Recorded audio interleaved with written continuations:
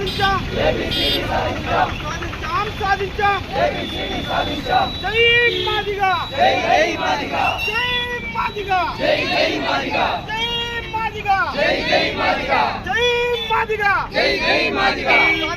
సాధించాం ఏబిసిడి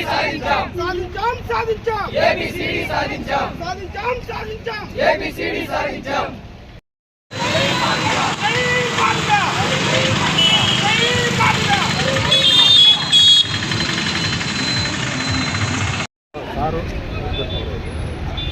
భారతదేశానికి స్వాతంత్రం వచ్చి 77 ఏళ్ళు అయినా కానీ ఇంకా మన కుల వివక్ష పోలేదు.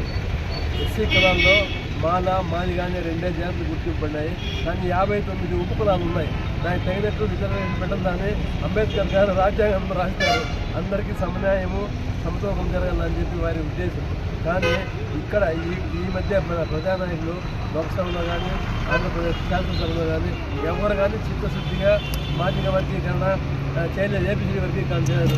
ఈ మధ్య మన మందకృష్ణ మాదిగ గారు 1994లో ఎంఆర్పిఎస్ ఉద్యమం సాధించి మొట్టమొదట చంద్రబాబు నాయుడు గారు స్వగ్రామైనటువంటి నారావారిపల్లిలో వాళ్ళ అమ్మ సమాధి దగ్గర పోయి ప్రారంభం చేశారు. వాళ్ళ అమ్మ నాయన ఆశీస్సులు ఉంటాయని చెప్పి వారి నమ్మకం. అదేవిధంగా జరిగింది. అప్పటి నుండి ఆయన ఎన్నో అవమానాలకి ఎన్నో హింసలకి గురయ్యి ఉద్యమం ఆపలేదు. ఆయనకి ఎమ్మెల్యే పదవి ఇస్తామన్నారు, మంత్రి పదవి ఇస్తామన్నారు, లోక్సభ పదవి ఇస్తామన్నారు, రాజ్యసభ పదవి ఇస్తామన్నారు, సెంట్రల్లో మినిస్టర్ చేస్తామన్నారు, ఎక్కడెక్కడో గవర్నర్గా చేస్తామన్నారు. కానీ నేను అన్నట్టు నాకు వర్గీకరణ కావాలా, వర్గీకరణ ముఖ్యమని కులం యొక్క ప్రాధాన్యత గుర్తుపెట్టుకుని ఆయన ఈ వర్గీకరణ నిలకుండా సాధించారు. మొన్న నరేంద్ర మోడీ గారు హైదరాబాద్కి వచ్చి ప్రధానమంత్రి హోదాలో ఎంఆర్పిఎస్ ఉద్యమం స్థాపించి అక్కడ ప్రామిస్ చేశారు. మందకృష్ణ మాదిగ గారిని కౌగిలించుకుని సోదరా మీ కోరిక నేను నెరవేరుస్తానని చెప్పి మాటిచ్చినారు. ఆ తర్వాత సుప్రీంకోర్టులో కూడా కన్ఫర్మ్ చేశారు. తర్వాత చంద్రబాబు నాయుడు గారు 95లోనే ఎంఆర్పిఎస్ రిజర్వేషన్ ఏబిసిడికి వర్గీకరణ కల్పించి బాధితులకు ఉద్యోగాలు వచ్చే ప్రస్తుతం కోర్టులో సీట్లు వచ్చే విధంగా ఆయన బిల్లు ప్రవేశపెట్టారు. కానీ మళ్ళా కోర్టు ఉత్తర్వులు లేదు, సుప్రీంకోర్టు, అందువల్ల పెండింగ్ అని మళ్ళీ నిలిపేశారు. మళ్ళీ మాదిగలకు అన్యాయం జరిగింది. మళ్ళీ ఈ మధ్య చంద్రబాబు నాయుడు గారు మందకృష్ణ మాదిగ గారు అంతా జాయింట్గా కలిసి ఏపీలో అసెంబ్లీలో నిన్నగా మొన్న ఈ వర్గీకరణ సాధించి విజయం సాధించారు. దీనివల్ల అడుగారినటువంటి మాజీ కులాలు కొంతవరకు ఉద్యోగాల్లో, రాజకీయాల్లో, ఆర్థికంగా, సాంఘికంగా అన్నింటిలో ముందుకు వచ్చేదానికి అవకాశం ఉంటుంది. కాబట్టి మనమందరం కూడా ఐకమత్యంగా ప్రతి సంవత్సరము ఈరోజు పురస్కరించుకొని ఇక్కడ ఎంఆర్పిఎస్ వ్యవస్థాపక దినోత్సవాన్ని దాన్ని మనం ఘనంగా జరుపుకోవాల్సిన ఉంటుంది. ఈసారి ఎక్కువ సమయం లేదు కాబట్టి తక్కువ మందికే తెలుసు కాబట్టి తక్కువ మంది అటెండ్ అయినారు. నిజమైన ప్రతి సంవత్సరము ఇది గ్రాండ్గా చేస్తాము, పెట్ట కొంచెము కూతగలం అన్నట్టుగా మేము తక్కువ వాళ్ళైనా కానీ తక్కువగా కాదు, మనం గొప్పగా ఉంటాము అని మేము నిరూపిస్తాము. వచ్చే సంవత్సరం గ్రాండ్గా చేద్దామని మా యొక్క మనది. మీరందరూ కూడా ఏకమేమించి ముఖ్యంగా వెంకటరమణ గారు, మన సోదరుడు యువరాజ్ గారు, ఇంకా మా మాజీ సోదరులందరికీ ప్రతి ఒక్కరికి హృదయపూర్వక నమస్కారాలు.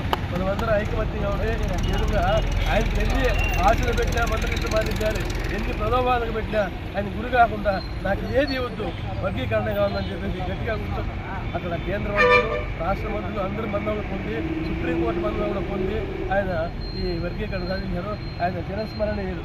ఈరోజు ఆయనకి పాలాభిషేకం చేయడం జరిగింది. మేము ఎప్పుడు కూడా మా జీవితాంతము ఆయన్ని మర్చిపోలేము అని మీకు అందరికీ నేను మనం చేస్తున్నాను. ఇతరులు సెలవు తీసుకుంటాను. ఆశయాజ్యోతి అట్టడుగుల పేదలకు నిరూపమైన మాన్యశ్రీ మందకృష్ణ మాదిగ గారు గత 30 సంవత్సరాలుగా పోరాడుతూ నిన్నగాదు మొన్న ఏపీ ఆంధ్రప్రదేశ్లో వర్గీకరణ అసెంబ్లీలో అమలు కావడంతో మేమంతా చాలా సంతోషకరంగా భావిస్తున్నాము. అదేవిధంగా ప్రధానమంత్రి మోదీ గారు సహకారము, ఆంధ్రప్రదేశ్ రాష్ట్ర ముఖ్యమంత్రి నారా చంద్రబాబు నాయుడు గారు మరియు డిప్యూటీ సీఎం కొణిదెల పవన్ కళ్యాణ్ గారి సహకారంతో మాకు ఈ వర్గీకరణ లబ్ధి పొందామని మీడియా మిత్రులుగా తెలియజేస్తున్నాను. 30 సంవత్సరాల సుదీర్ఘ పోరాటంలో అన్నగారు ఎంతో అలసిపోయిన ఆ మహానుభావుడు తన సర్వస్వాన్ని మాదిగ ఉపకులాలకి అందించారని తెలియజేస్తూ ఈ చిన్న ఉపన్యాసాన్ని ముగించుకుంటున్నాను. ఈరోజు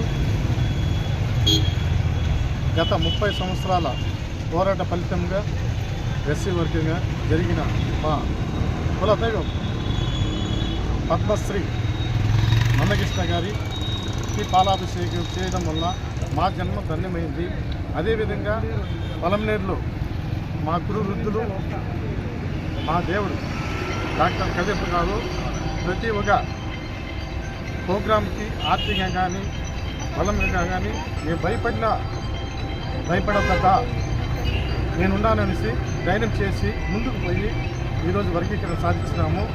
కాబట్టి మందకృష్ణ గారికి ధన్యవాదాలు తెలుపుతూ, అదే నరేంద్ర మోడీ గారు కానీ, మన చంద్రబాబు నాయుడు కానీ, మన పవన్ కళ్యాణ్ కానీ ప్రతి ఒక్కరికి మా మాదిగ జాతి రుణపడి ఉంటుందనేసి ఈ సందర్భంగా మీకు తెలియజేస్తున్నాము. ప్రత్యేకంగా మా పొలంనేరు మా తండ్రి కదిరప్ప గారికి ప్రత్యేక మా మాదిగ జాతి ప్రత్యేక ధన్యవాదాలు తెలుపుతున్నాము.